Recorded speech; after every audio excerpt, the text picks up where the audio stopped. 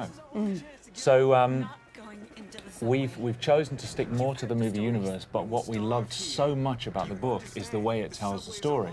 You get a picture of this entire war, this period in history, through the eyes of many different people all around it. So we've gone for a similar thing with the game. I love that. Yeah. So we have, in the release, the initial release, we have 3 episodes, and each episode deals with a different group of survivors. So there's 12 characters in total in the game. That's fantastic. All playable.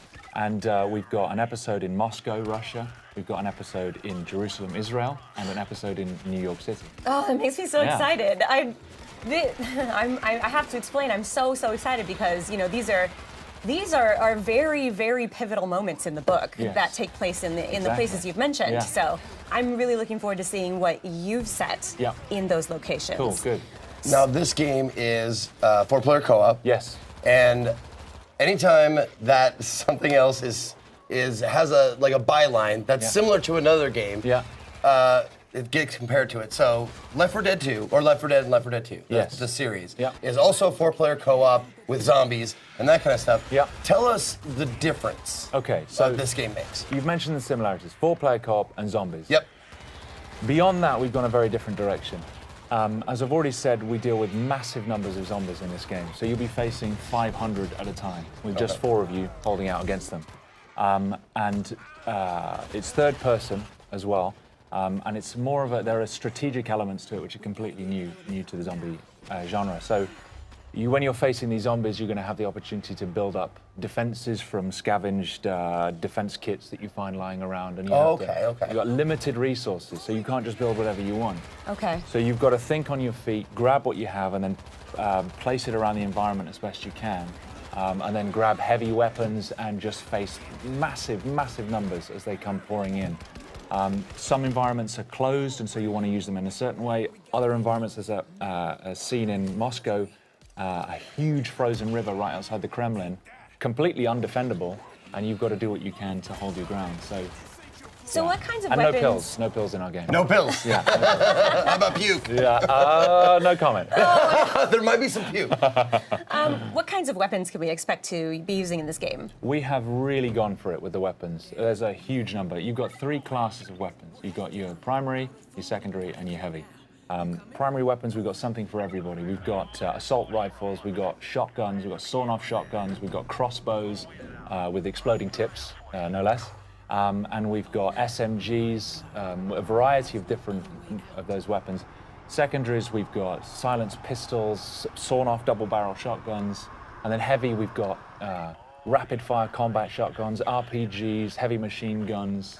We've gone for as much as we possibly can. You actually, with your cadence, your speech pattern, and your accent, you sound like you could be a nefarious weapons dealer. You opened the trunk and you were just listing off all the stuff you have for sale and stuff. Yeah. Nice work. Have you seen that scene in Taxi Driver where he goes to buy a gun? He's like, "It's a very nice gun. I got this gun. I got this." That's me now. Nice. All right. I'll be Travis Bickle. Okay. That's scary, but okay, let's do it. All right. So the hordes of zombies in this game, I think it's very, very unique because, like in the movie, they're going to just be constantly running over each other, and that means that they could be piling on top of each other and then running over the pile. So they'd be able to maybe possibly reach you on the second floor, where you think you're perfectly safe. Oh yeah. So I think that's a really interesting thing to bring to this genre, especially. I mean, we're pretty much getting used to fast zombies. You can see right there, they're actually pyramiding up now. There it is. Oh my God. And climbing the walls. To me, that is terrifying. If I was playing this game, I don't know.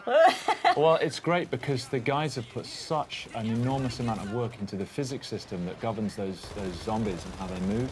And so you're never safe anywhere. There's nowhere to hide. They will climb the walls, they'll climb over buildings. And actually, when we were designing the zombies, we put a lot of thought into the psychology of the zombie. Because, of course, they have no fear. They're not like another enemy where you can break their morale. They're not afraid of their own, they're not afraid of injuring themselves. So if they see you, they will throw themselves from the rooftops. They will climb through burning cars. They'll do anything to get to you, and they won't stop. No, that's one of the awesome things that we were talking about before we got on stage here was the zombie AI and how they work and stuff like that. And I've always liked the idea better of an intelligent or more like a hunter zombie. Also, can we call them Zeeks? We can call them Zeeks. By the way, zombies are sometimes called Zeeks in this game and in the books and the movies and stuff. So let's call them Zeeks from now on. You heard it here. Anyway, no, I love that the idea of hunting. Like they're trying to eat you for food or trying to procreate, which are like the two basis instincts of any living thing. There's no zombie procreation in our game, I'm afraid to say. Oh, really? Yeah, I'm afraid there's. Oh, that's what I meant. I didn't mean like making love. Okay. I meant like biting and turning. Transmission. Okay. That's what I meant. Okay, right, I see. Okay. Get your mind out of the gutter, man. Come on. Like, what can I do? Yeah. Oh my goodness. No, do they? Because it looks like they flow like a ant hive. Yes. Or ant hive. Ant colony. Yeah, there you go. an ant colony, yeah. An ant hive, whatever. Yeah, sure. Let's make some metaphors. Sure. But yeah, it looks like they like work like that. Like they swarm. They're not just 500 kind of independent individuals. They respond as a swarm, and so they will move and flow, not just with. I mean, when they see you, they'll move towards you the best way they can. But if there's a wall in the way, they'll pyramid up and try and get over the top of each other and over the edge. But also, a lot of them, if you shoot them and they collapse in front of you, the ones behind will just trample over the top of them. Just to get to you. Exactly, just to get to you. And I can tell you, when you're standing there and the only thing you've got is you've run out of primary ammo and you've just got your silenced pistol and you've got 300 zombies coming towards you, it's pretty damn scary. Yeah. Well, that's going to be me, obviously, because I've never been very accurate. I've always been a spray and pray kind of guy. Yeah. But thankfully, you said there's a myriad of weapon choices, so yes. I can be the heavy guy. Yes, you can. Like, not just the heavy guy, but there's we've got character development, so you've got progression. And as you build up experience, you can develop your character. You specialize in a class. You have a skill tree. You've got weapon progression as well, so you're customizing your weapons and building up on that. So there's just so much room for growth in the game. Can you tell us more about the characters? Are these player created or are these specific characters that you've written? Yeah, so we've written these characters. We've put a lot of thought into their backstories. What I like so much about the book is there's a lot of normal people who survived in the war because of characteristics they already had. We've gone down the same route. So in the New York episode that we're demoing, you've got Arnetta Larkin, who she's a woman. She's doing cable rigging for a power company. And she's just trying to get home to her kids to see if they're still alive. We've got Tashawn Collins, who is a firefighter, was a firefighter. This will be the plague with which the Lord shall strike all men.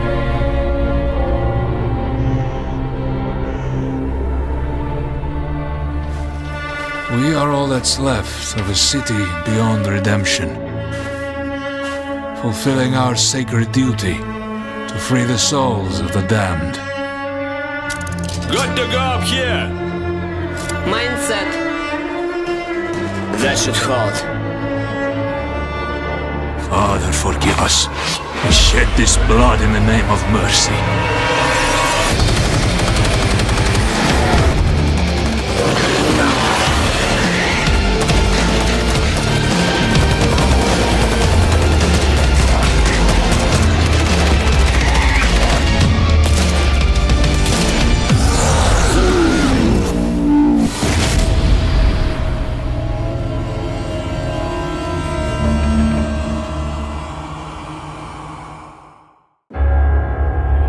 We thought the wall would stop them.